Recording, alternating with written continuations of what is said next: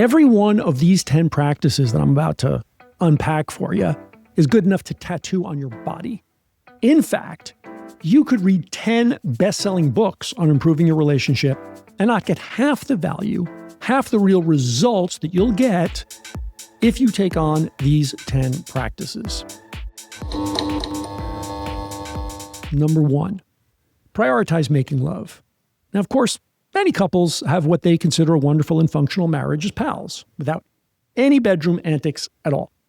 And I don't see anything wrong with that, but a friendship like that does not get the benefit of the intimacy opening truths that are deeper than words can communicate. Physical touch is the most primal sense, and sharing sexual pleasure with the one that you love is a unique and essential experience of aliveness. So obviously there are elderly couples, physically disabled couples, and making love might be challenging, infrequent, or even impossible.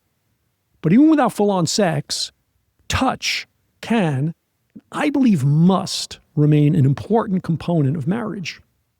For younger couples who are healthy, many of whom, they just, give up on using the bedroom for anything but sleeping as soon as the novelty wears off or when the kids come along.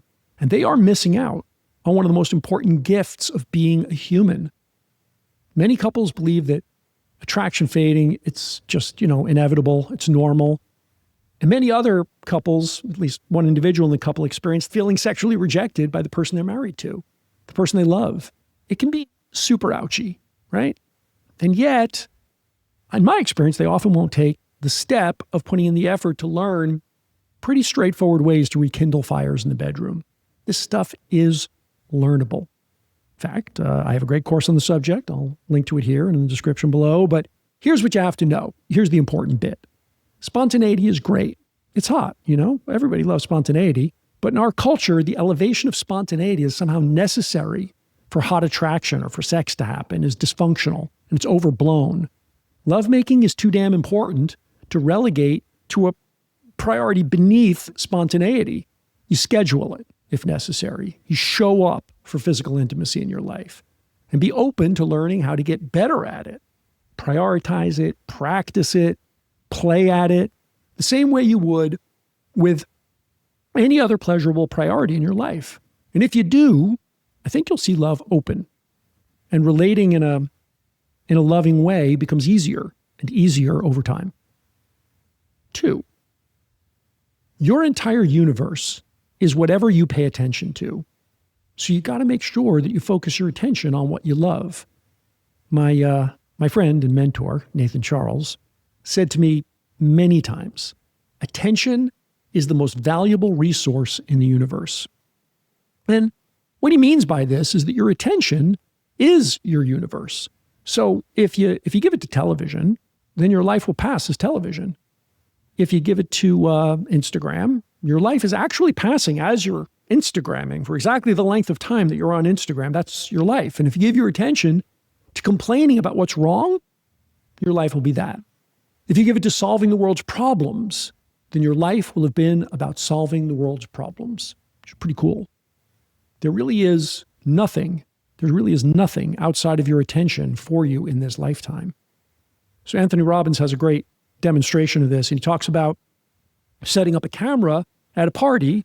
So the next morning you can look at the video, see if it was a good party. But of course, it all depends on where you set up the camera, right? You can set it up facing the dance floor. Party is dancing, right? Or you can set it facing the kitchen where people gather to talk and to catch up. You could set it facing that corner where there's the one shy person who's sitting the entire night absorbed in social anxiety and pain. You could set it facing those chairs over there where that couple was fighting the whole night. So how was the party? Well, it's no surprise the next morning one person says it was a great party and another says it was boring and another says it was horrible. What's the difference? It was where the camera was pointing, what their attention was focused on. So your life, of course, is that party. But here's the thing you can never forget. Where you focus your attention is a choice. And it turns out that your lover is also that party. If you choose to focus on their faults, very quickly, that's what they become for you in your life. Instead, you've got to make a practice of seeking out their most beautiful, attractive, and powerful qualities and and you set the camera there. You choose to focus on those, right?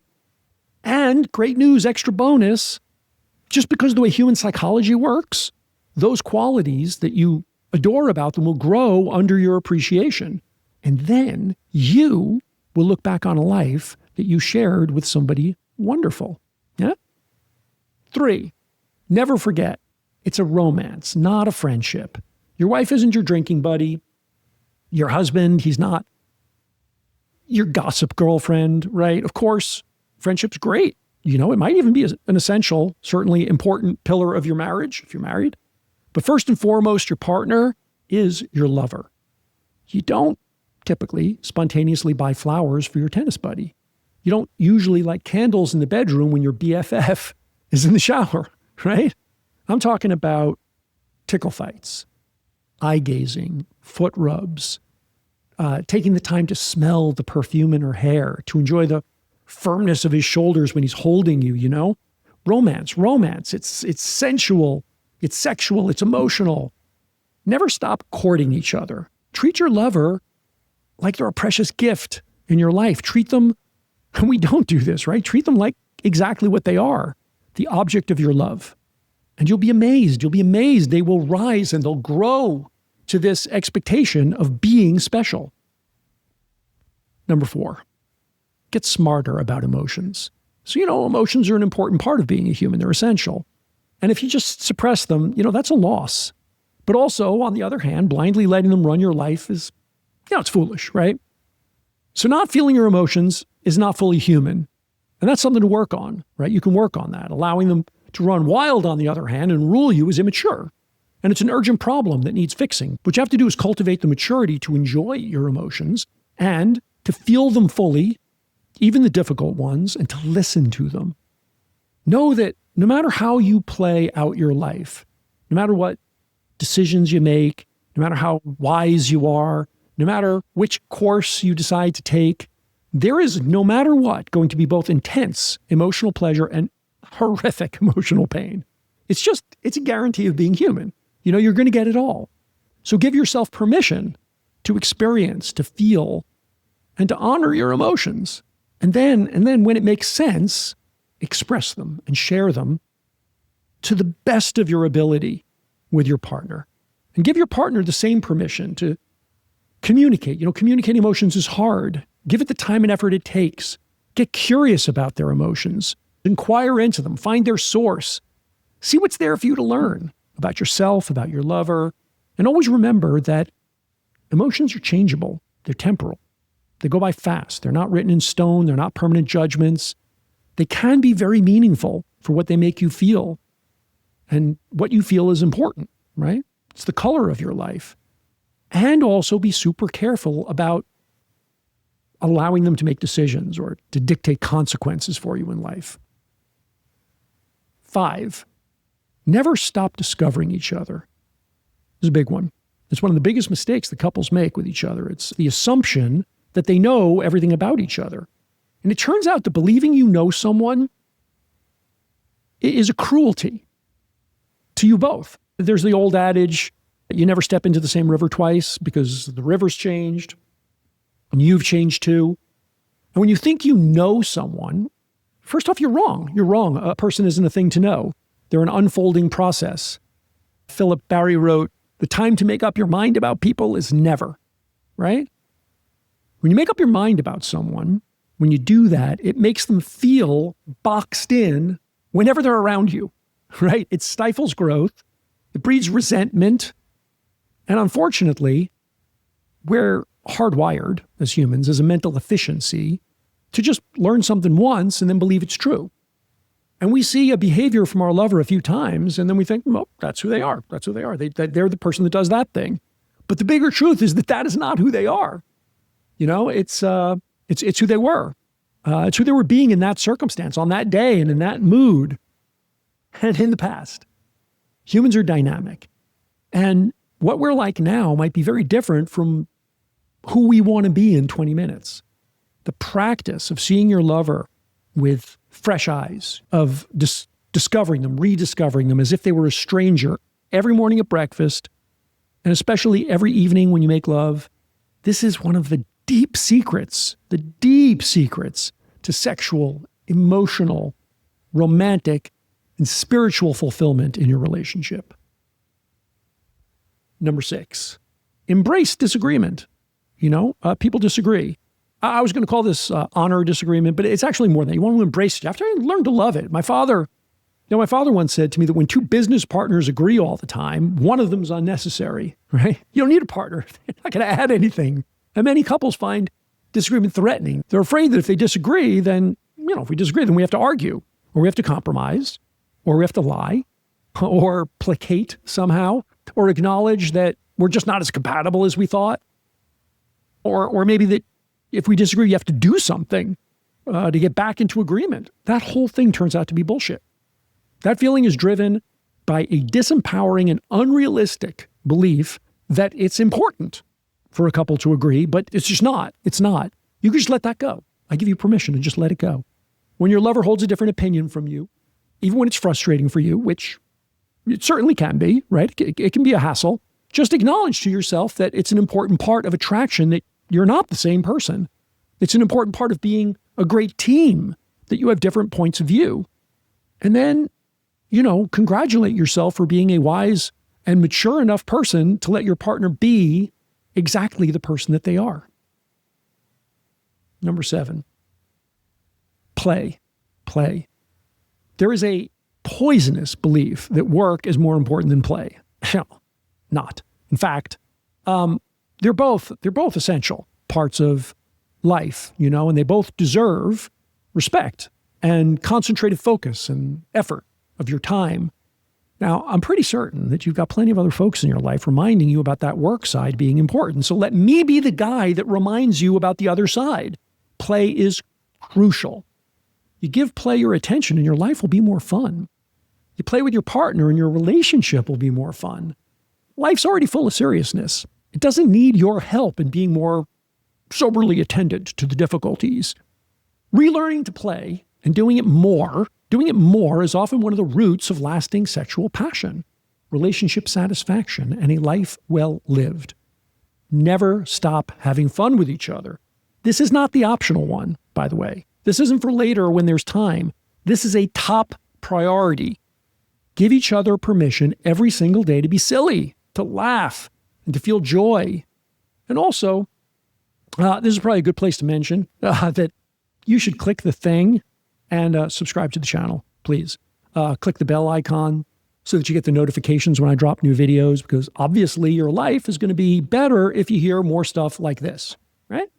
Okay, on to number 8. Give the gift of your presence. If attention is the most valuable resource in the universe, which we talked about in number 2, it is also the most precious gift. Presence has never been more rare. It's never been more difficult to give. And it's never been more appreciated than today's world, where we have infinite electronic entertainment, business, communication, distraction, interruption. Every time the cell phone rings or a Facebook update pings into your phone, or, just internally some addiction, habit response thought bubbles up in your head, wondering, I don't know what's happening on Instagram right now or on X, or some important email that I forgot to send for work, or that other thing that I was supposed to respond to. And anyway, you also have a choice to let it interrupt your time with your lover and passively declare that it's more important than your presence with each other. But you also have the choice to turn it off, if even for only a few minutes, though it should be more than that, and to be fully, undistractedly present with each other. Even in small doses, this is powerful medicine. Do it. Make time for it. 9, strive to reveal your deepest truth and be a safe harbor for your partner's deepest truth.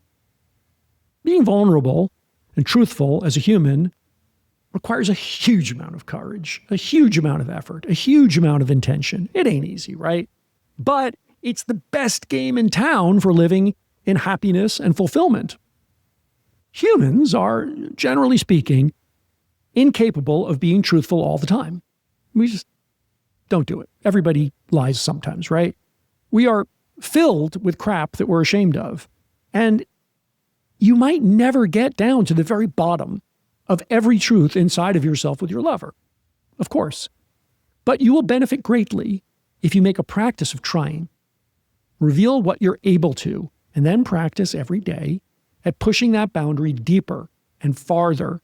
And maybe, even more important, commit to yourself by all that you hold holy to be safe, accepting, and loving in the face of anything that your partner has the courage to reveal to you in the name of vulnerability and in the name of being known and truth. Don't screw this one up. And if you already did, and you probably did, apologize and commit to them that even though you may screw it up again when a truth is painful, you are completely open to know and understand them better, and you're deeply committed to getting this right next time. And that brings us to number 10, love the perfection of imperfection. You've got two choices in life. You can either love the imperfect, or you can just get out of the love game altogether. Of course, there's no such thing as perfect, right? We know this from science, right? And it's radically true of humans. We're a hot mess, you know?